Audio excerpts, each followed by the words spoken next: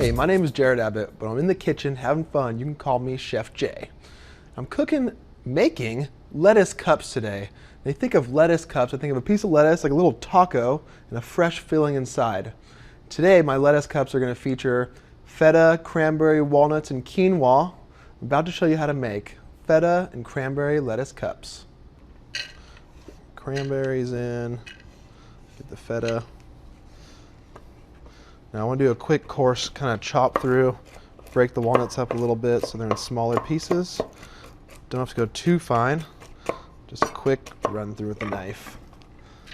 Now I needed some sort of body for the filling of these lettuce cups, and I could have went for ground beef, chicken, pork. I went for quinoa instead.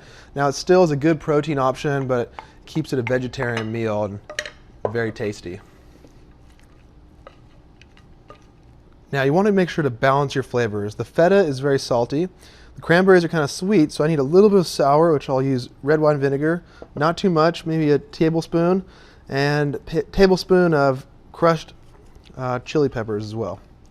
Mix that in and we're ready for the lettuce.